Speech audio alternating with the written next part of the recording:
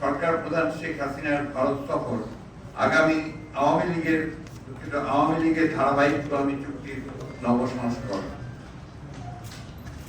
সম্প্রতি ভারত সফরে গিয়ে জনগণের ভোটাধিকার হরণকারী বর্তমান অবৈধ মাফিয়া সরকার প্রধান শেখ হাসিনা ভারতের সাথে যে 10টি সমঝোতা স্মারক সই করেছেন তা গোলামীর নবতর সংস্করণ মাত্র। কানেক্টিভিটির নামে বাংলাদেশের অভ্যন্তরে ভারতের এক অংশ থেকে আরেক অংশ পর্যন্ত রেল যোগাযোগের নামে করিডোর প্রদানের মাধ্যমে যা করা হয়েছে তাতে আমাদের সার্বভৌমত্ব জাতীয় নিরাপত্তা মারাত্মক হুমকির মুখে পড়বে। আমাদের নিশ্চয়ই 1972 সালে ভারতের সাথে স্বাক্ষরিত 25 বছরের চুক্তির কথা স্মরণ আছে। 52 বছর পর সে ধারাবাহিকতায় গত 22 জুন 2024 ভারতের সাথে সমঝোতার আড়ালে যে সকল চুক্তি করা হলো তা বাংলাদেশকে আজীবনের জন্য ভারতের গোলামে পরিণত করবে। এর ফলে বাংলাদেশের জাতীয় নিরাপত্তা বিপন্ন হওয়ার আশঙ্কা দেখা দিয়েছে। এসব চুক্তি স্মারকের মাধ্যমে আমাদের দেশের প্রতিরক্ষা ও জাতীয় নিরাপত্তার বিষয়টিকে ভারতের জাতীয় প্রতিরক্ষা ও নিরাপত্তার অংশ পরিণত করা হয়েছে, যা খুবই বিপজ্জনক দেশের স্বাধীনতার প্রতি হুমকি।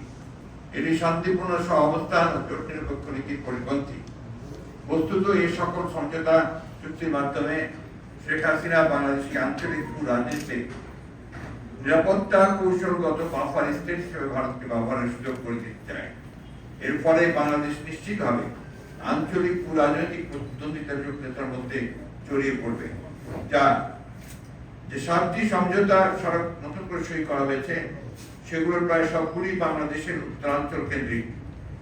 প্রয়োজনের সময় বাংলাদেশ ভূখণ্ডকে ভারতের সামরিক ও বেসামরিক পণ্য পরিবহনের জন্য কৌশলগতভাবে অত্যন্ত গুরুত্বপূর্ণ চিকেন নেককে বাইপাস করে ব্যবহার করার সুদূর প্রসারী মহাপরিকল্পনা থেকে এসব সমঝোতা চুক্তি করা হয়েছে বলে আমরা মনে করি। বাংলাদেশের স্বাধীনতা সার্বভৌমত্বকে জলাঞ্জলি দিয়ে শেখ হাসিনা বাংলাদেশকে দীর্ঘমেয়াদে ভারতের গোলামী চুক্তির গভীর ফাঁদে করার সিদ্ধান্ত ষড়যন্ত্রে লিপ্ত হয়েছে। জাতীয় স্বার্থ বিরোধী এহেন চুক্তি জনগণ কখনই মেনে নেবে না।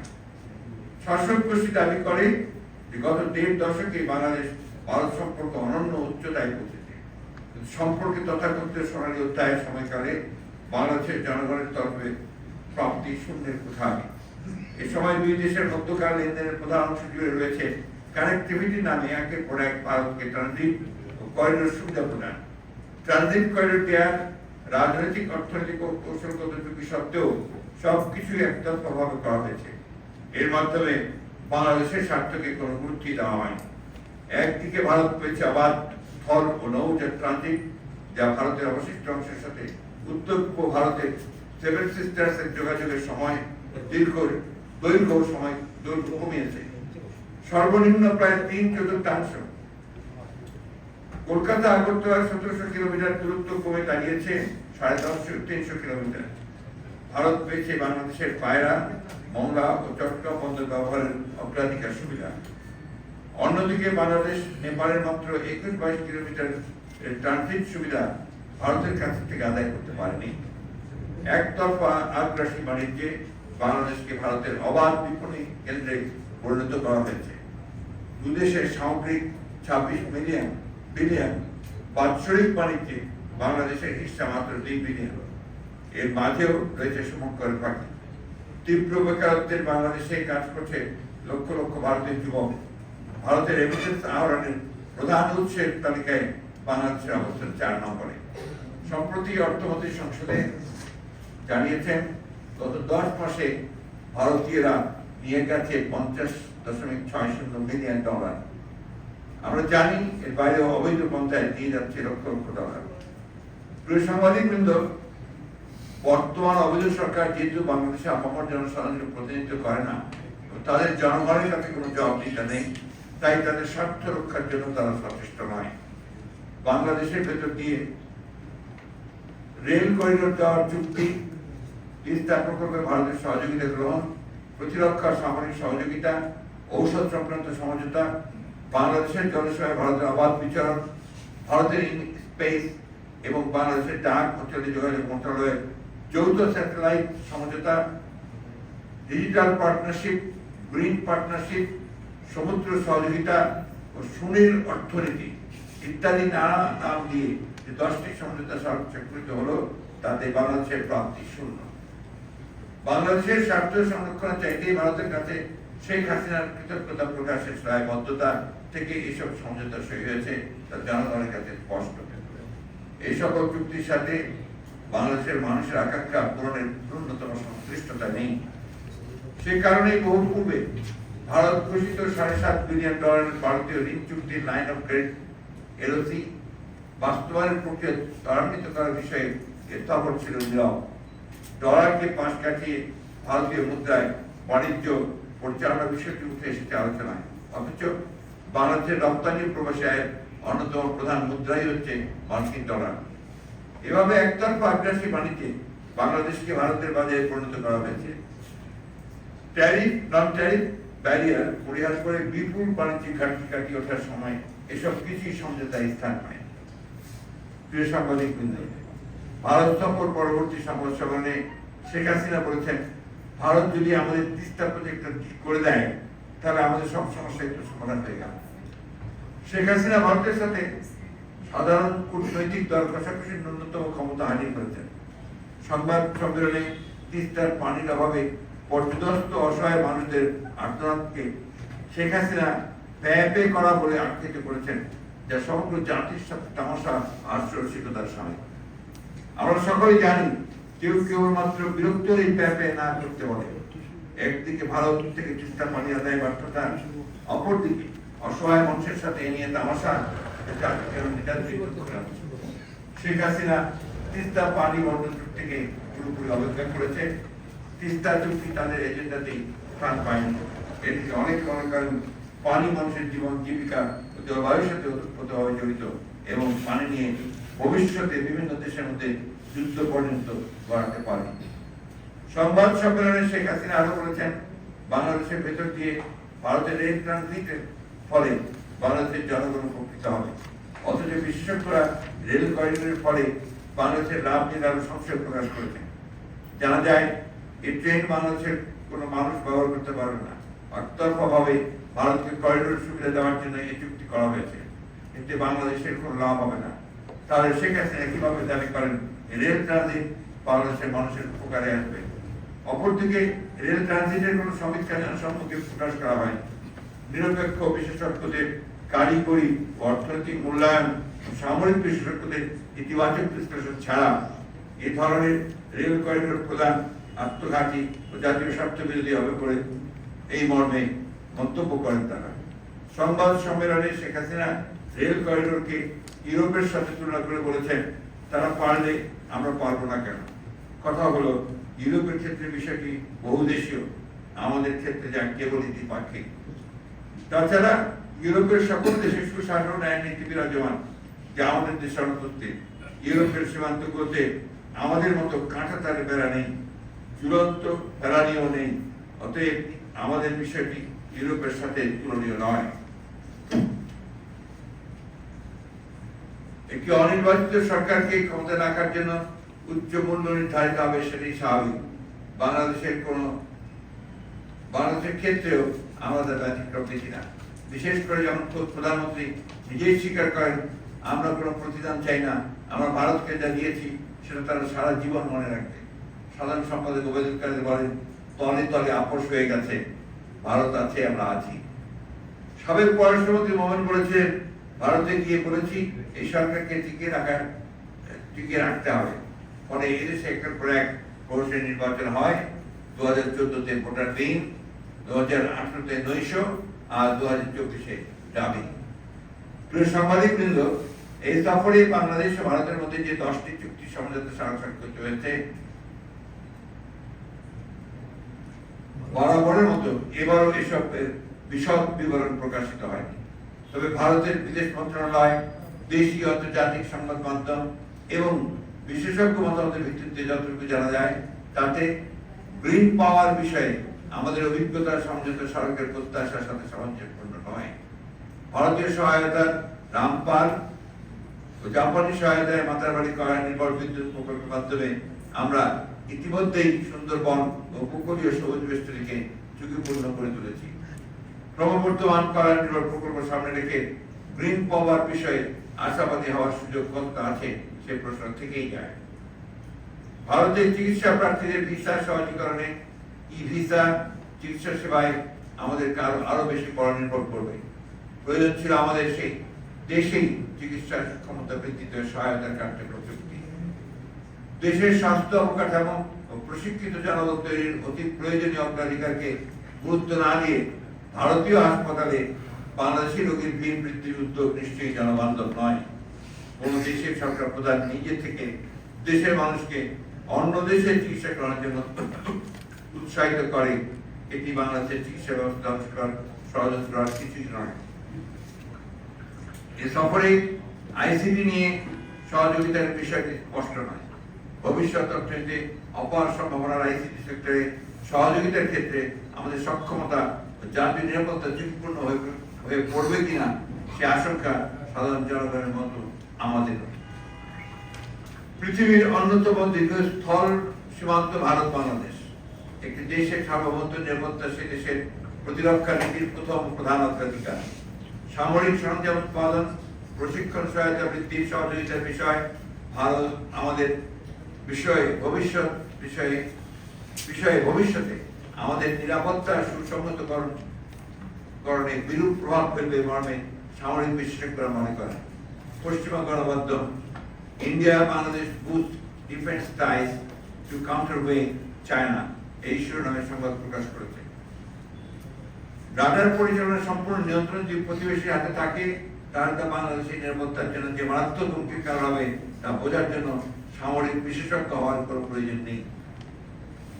এদিকে 2022 সালের এক এমওইউতে উল্লিখিত ভারতীয় রোড ইনিশিয়েটিভের অংশ হিসেবে হিলি মেঘালয় প্রশস্ত সড়ক সংযোগ ও 11 কিলোমিটার ব্রহ্মপুত্র সেতু বিশেষ সামরিক পরিস্থিতিতে সমগ্র রংপুর বিভাগকে বাংলাদেশ থেকে বিচ্ছিন্ন করে ফেলতে পারে বলে সামরিক বিশেষজ্ঞরা আশঙ্কা করছেন।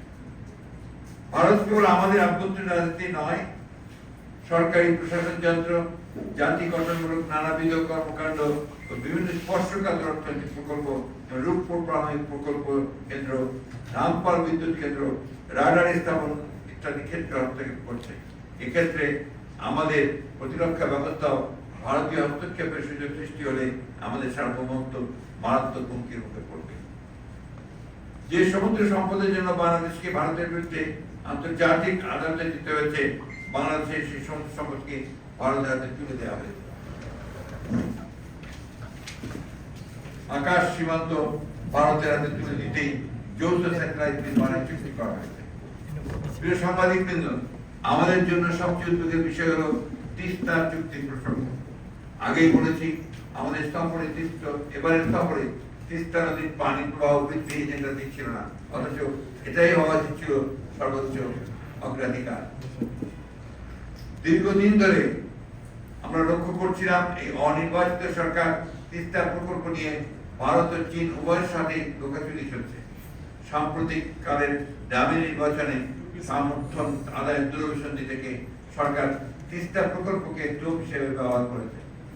এই প্রকল্পে চীনের আগ্রহের কথা আমরা জানি।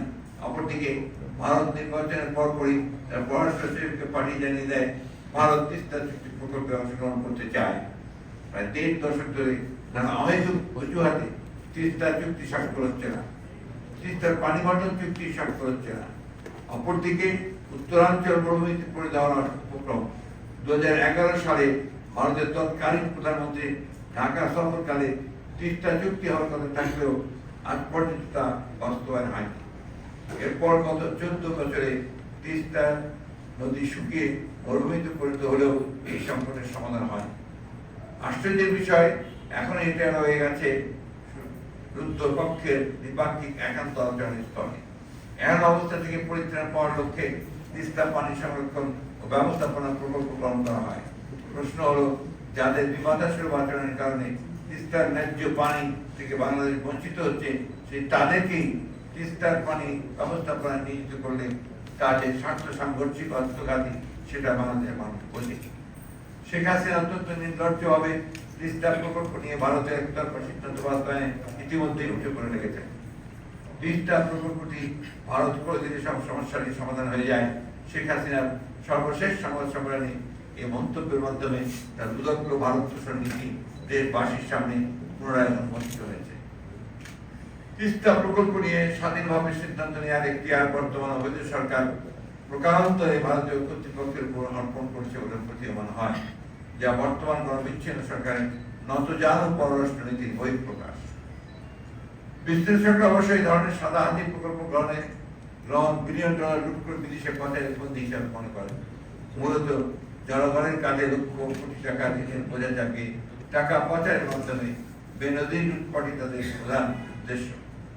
অবৈধভাবে নির্বাচনী বৈতরণী পার হবার মাসুল হিসাবে বাংলাদেশ এখন একটি জটিল আন্তর্জাতিক ইস্যুতে নিজেদের জড়িয়ে পড়তে যাচ্ছে বলে আমাদের আশঙ্কা। আমাদের নিরাপত্তার জন্য যেটা হতে পারে এক চরম হুমকি। এই সফরে তিস্তার পানি বন্টন তথা তিস্তা চুক্তি স্বাক্ষরের কোনো কথা হয়নি। আছে ভারতীয় বিশেষজ্ঞ পাঠিয়ে তিস্তার পানি সংরক্ষণের বিষয়ে কি করা যায়। তিস্তায় পানি না থাকলে পানি ব্যবস্থাপনার বিষয়টি অপ্রাসঙ্গিক নয় কি? এটি সমীক্ষাপনের একটি কৌশল বলে অনেকে মনে করেন। প্রশ্ন হলো, তিস্তা প্রকল্প বাংলাদেশের আভ্যন্তরীণ বিষয়। এই প্রকল্প নিয়ে ভারত কিংবা অন্য কোনো দেশের সাথে আলোচনা করার কোনো প্রয়োজনীয়তা আছে বলে মনে করি না আমরা। প্রিয় সাংবাদিক ভাই ও বোনেরা, জাতিসংঘের গৃহীত কনভেনশনে পানি সম্পদ ব্যবহার ওই বিষয়ক আর্টিকেল 5 এবং আন্তর্জাতিক পানি সম্পদ আইনে অভিন্ন নদী বা সীমান্তবর্তী জলাধারের যৌথ ব্যবস্থাপনা ন্যায্য পানি বন্টনের উপর জোর দেওয়া হয়েছে। আন্তর্জাতিক রীতিনীতি মেনে বিভিন্ন দেশ অভিন্ন নদীর ব্যবস্থাপনা নিশ্চিত করেছে, অথচ অভিন্ন নদীর পানি বন্টন সমস্যা বা সমাধানে ভারতের উপর নির্ভরতা আমাদের নদীগুলোকে একে একে মৃত্যুর দিকে ঠেলে দিচ্ছে। এই প্রসঙ্গে আমরা স্মরণ করতে চাই ফরাক্কা সমস্যা সমাধানে প্রেসিডেন্ট জিয়াউর রহমানের বুদ্ধিদীপ্ত নেতৃত্ব পদক্ষেপের কথা। ভারতের একরোখা মনোভাবের কারণে ফরাক্কা সমস্যা যখন কিছুতেই সমাধান হতে পারে, তখন প্রেসিডেন্ট জিয়াউর রহমান বিষয়টিকে আন্তর্জাতিক নানা প্ল্যাটফর্মে নিয়ে যাওয়ার পরিকল্পনা করেন। মৌলানা ভাসানীর নেতৃত্বে 1976 সালের 16 মে ফরাক্কা অভিযান লং মার্চ কর্মসূচিকে নির্বাচিত করতে সরকারের পক্ষ থেকে কৌশলগত সহায়তা প্রদান করা হয়।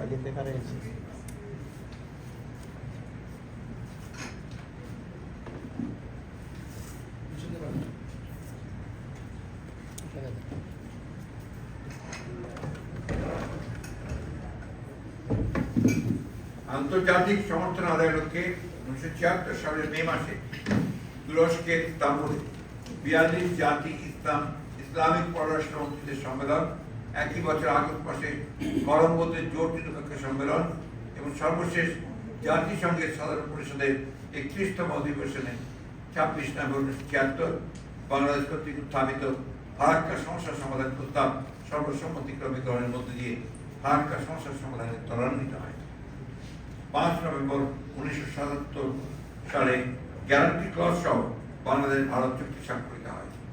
ভারতের সাথে পানি সমস্যা সমাধানে এটাই ছিল বাস্তবিক অর্থে কোন কার্যকরী দ্বিপাক্ষিক চুক্তি। তাই আমরা মনে করি ভারতের সঙ্গে অভিন্ন পানি সমস্যা নিরসনে শহীদ প্রেসিডেন্ট জিয়াউর রহমান অনুসৃত নীতি হতে পারে সমস্যা সমাধানে বাংলাদেশের তরফে কার্যকরী পদক্ষেপ। বাংলাদেশের জন্য পানির ন্যায্য হিসাব পাওয়া অত্যন্ত জরুরি। এই সফরে লোক দেখানো মৃতপ্রায় যৌথ নদী কমিশনের রুটিন সভা ডাকার কথা ছাড়া ফারাক্কা পানির ন্যায্য হিসাব আদায়ে কোনো কার্যকরী পদক্ষেপ গ্রহণ করা হয়নি। এটা জনগণের সাথে প্রতারণার সামিল। মূলত পদ্মা, ব্রহ্মপুত্র, মেঘনা বেসিন রিভার সিস্টেম ব্যবস্থাপনার মাধ্যমে 54টি অভিন্ন নদীর পানি সমস্যার সমাধান করতে হবে, অথচ এবারে আলোচনার বেসিন ভিত্তিক সমাধানের বিষয়টি কোনো স্থানই পায়নি। প্রিয় সাংবাদিক বৃন্দ, ভারত বাংলাদেশের ভেতর দিয়ে উত্তর পূর্ব রাজ্যগুলোকে রেল ট্রানজিটের মাধ্যমে সংযুক্ত করতে চায়। এই জন্য তারা শিলিগুড়ি করিডোর, যা চিকেন স্নেক নামে পরিচিত, বাইপাস করার পরিকল্পনা নিয়েছে। ভারতের পরিকল্পনা অনুযায়ী 861 কিলোমিটার দীর্ঘ 14টি নতুন সংযোগ সড়ক বাংলাদেশের ভিতর দিয়ে ভারতের উত্তর পূর্বাঞ্চলকে যুক্ত করবে। একটি বৃহত্তর পরিকল্পনার অংশ হিসাবে আখাউড়া আগরতলার মাঝে এরই মধ্যে রেল সংযোগ শুরু হয়ে গেছে। মোংলা থেকে ভারতের উত্তর পূর্ব অঞ্চলে কার্গো সুবিধা প্রদান, মোংলা বন্দরকে রেল সংযোগ দ্বারা যুক্ত করা হয়েছে। বর্তমান চুক্তি অনুযায়ী ভারতের ট্রেন বাংলাদেশের দর্শনা দিয়ে প্রবেশ করে চিলাহাটি ও হলদিবাড়ি সীমান্ত দিয়ে পুনরায় ভারত প্রবেশ করবে। এর ফলে সময় দ্রুত ব্যয় কমবে। পরীক্ষামূলকভাবে আগামী মাসেই বাংলাদেশ দিয়ে ভারতের রেল চলবে। ভারতীয় পররাষ্ট্র সচিব কর্তৃক চুক্তি সই করার পর মাসেই ট্রায়াল রান দেওয়ার প্রস্তুতি করে বোঝা যায় এসব টাকা দিলে অনেক পূর্ব পরিকল্পনা মাফিক হচ্ছে। ভারতের এই পরীক্ষামূলক প্রস্তাবের কথা শুনে 1975 সালে পরীক্ষামূলক ফারাক্কাবাদ চালুর কথা মনে পড়ে গেল। ভারত সেই যে পরীক্ষামূলক ফারাক্কাবাদ চালু করেছিল তাতে বাংলাদেশ আজও কষ্ট ভোগ করছে। দেশের শতাধিক ছোট বড় নদী শুকিয়ে বিরান ভূমিতে পরিণত হয়েছে। বাংলাদেশের এটা বোধহয় 1972 হবে, 75 না, এটা আপনার 1972। তাতে বাংলাদেশ আজও কষ্ট ভোগ করছে। দেশের শতাধিক ছোট বড় নদী শুকিয়ে বিরান ভূমিতে পরিণত হয়েছে। বাংলাদেশের স্বার্থ সুনিশ্চিত না করে ভারতকে রেল করিডোরের সুবিধা প্রদান, বস্তুত ইতিপূর্বে রেল স্থল, নৌ করিডোর ও সামগ্রিক বন্দর ব্যবহারের চেয়ে আরো বিপজ্জনক আত্মসমর্পণ। এতে বাংলাদেশের কতটুকু লাভ হবে তা নিয়ে প্রশ্ন তুলেছেন অনেকেই। স্বাধীন সার্বভৌম রাষ্ট্র হিসেবে আমাদের নিজস্ব স্বার্থ সুরক্ষার উপর সর্বোচ্চ জোর দিতে হবে। ভারতকে রেল ট্রানজিট সুবিধা দিতে হলে আন্তর্জাতিক মানদণ্ড অনুসারে বাংলাদেশের ন্যায্য হিস্সা নিশ্চিত করতে হবে। বস্তুত দেশের জনগণের অর্থে রেলের উন্নয়ন হয়েছে। জনগণের করের অর্থ দিয়ে রেলের সংরক্ষণ আবিষ্কার করা হয়। বাংলাদেশের ভৌগোলিক অবস্থান বিবেচনায় ইউএনএসকাপ এশিয়া প্যাসিফিকের জন্য জাতিসংঘের অর্থনৈতিক সামাজিক কমিশন থেকে ট্রানজিট বা ট্রান্সশিপমেন্টের একটা প্রাক্কলন করে রাখা আছে। অর্থাৎ ট্রানজিটের বিনিময়ে বাংলাদেশ কি পাবে তা প্রাক্কলন করা হয়েছে। এক্ষেত্রে বাংলাদেশের এই মানদণ্ড মেনেই চুক্তিতে যাওয়া উচিত।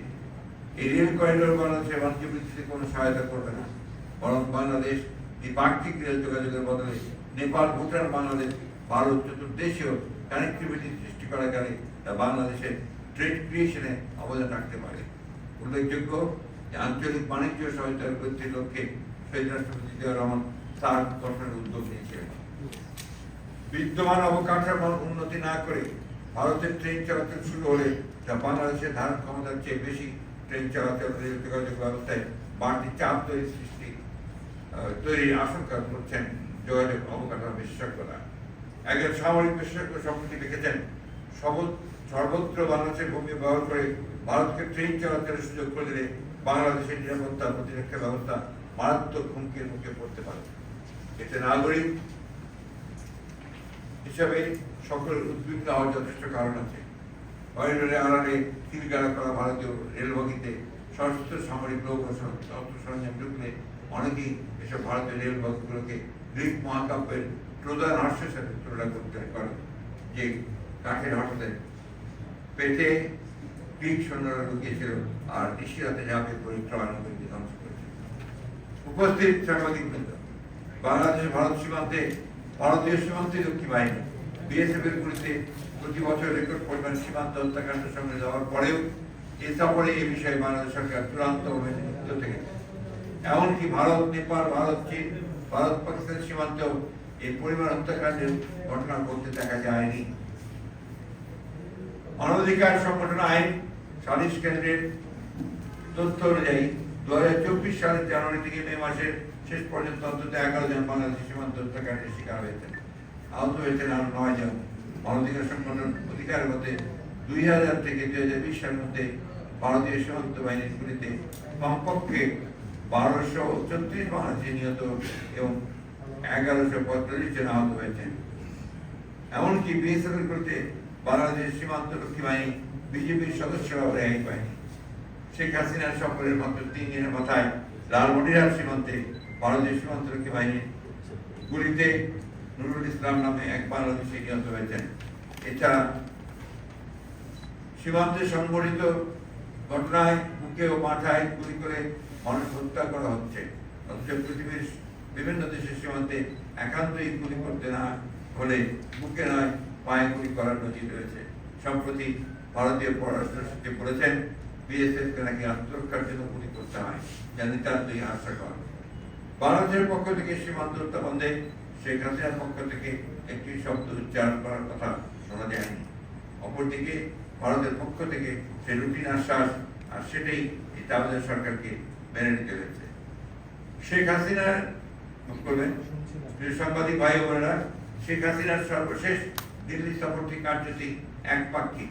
এ সফরে স্বাক্ষরিত সমঝোতা কিংবা চুক্তি বাংলাদেশের ন্যূনতম স্বার্থ সুনিশ্চিত করে না।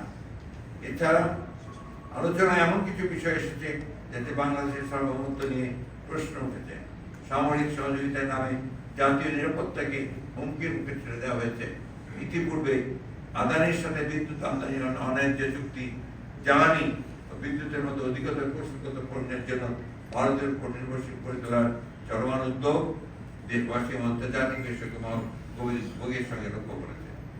উপস্থিত সাংবাদিকবৃন্দ, বাংলাদেশের বর্তমান অবৈধ সরকার অনেক আগেই স্বাধীনভাবে পররাষ্ট্রনীতি গ্রহণ বাস্তবায়নে কার্যত অক্ষম হয়ে পড়েছে।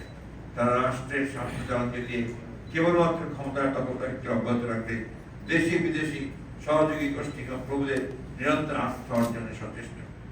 ঢাকা ও দিল্লি নতুন যাত্রা শুরু করেছে উভয় দেশের প্রকল্প 2041 ও বিকশিত ভারত 2047 অনুসরণ করে একটি স্মার্ট বাংলাদেশের কারণে ভবিষ্যতের কর্মপন্থা নির্ধারণ করা হয়েছে। শেখ হাসিনার বক্তব্যের মাধ্যমে তার ভারত সফরের প্রকৃত স্বরূপ উন্মোচিত হয়েছে, যা দেশবাসী গভীরভাবে উপলব্ধি করেন বলে বাংলাদেশ জাতীয়তাবাদী দল বিএনপি বিশ্বাস করে। এবারের ভারত সফর ম্যান্ডেট বিহীন হাসিনা সরকারের ধারাবাহিক কলমি চুক্তির সর্বশেষ সংস্করণ। এই চুক্তি দেশ তথা দেশের মানুষের কল্যাণে নয়, কেবলমাত্র আওয়ামী লীগের অবৈধ রাষ্ট্র ক্ষমতার মেয়াদ বৃদ্ধির নজরানা মাত্র।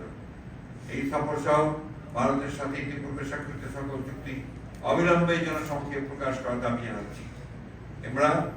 আমরা পুনর্ব্যক্ত করতে চাই, সার্বভৌমত্ব, জাতীয় স্বার্থ ও জাতীয় নিরাপত্তা বিরোধী এই সকল চুক্তি জনগণ কখনো মেনে নেবে না। বাংলাদেশ জাতীয় দল এই সকল দেশ বিরোধী চুক্তি অথবা সমঝোতা প্রত্যাখ্যান করছে। প্রিয় সাংবাদিকবৃন্দ, সবশেষে আপনাদের মাধ্যমে সমগ্র দেশবাসীর সামনে আমরা আরো উল্লেখ করতে চাই, শেখ হাসিনা বর্তমান অবৈধ সরকার একটি অনির্বাচিত সরকার। রাষ্ট্র পরিচালনায় তাদের ন্যূনতম নৈতিক অধিকার নেই। আর এরকম একটি জনম্যান্ডেটবিহীন অনৈতিক সরকারের সাথে কোনো রাষ্ট্রীয় চুক্তি সমঝোতা বা অন্য কোনো হোক না কেন, বাংলাদেশের 18 কোটি মানুষের সাথে প্রতারণার সামিল। বিশ্বায়ন ও মুক্ত বাজার অর্থনীতির এই যুগে সব বন্ধু রাষ্ট্রের সাথে সুসম্পর্ক বজায় রাখা, বাণিজ্য সহ বিভিন্ন অংশীদারিত্ব বাড়াতে নানাভাবে কানেক্টিভিটি তৈরি করার পক্ষেই বাংলাদেশ জাতীয়তাবাদী দল বিএনপির অবস্থান। কিন্তু সড়ক পথ, নৌপথ, রেলপথ যেভাবেই কানেক্টিভিটি করানো হোক না কেন, তাতে জাতীয় স্বার্থকে বিবেচনা করতে হবে সর্বাগ্রে। কোনোভাবেই সার্বভৌমত্বের সাথে কম্প্রোমাইজ করা যাবে না। বর্তমান অবৈধ সরকার অবৈধ ক্ষমতা অটুট রাখার এই স্বার্থে জাতীয় নিরাপত্তা ও সার্বভৌমত্বকে হুমকির মুখে ঠেলে দিয়েছে। সবাইকে ধন্যবাদ। আল্লাহ হাফেজ। বাংলাদেশ জিন্দাবাদ।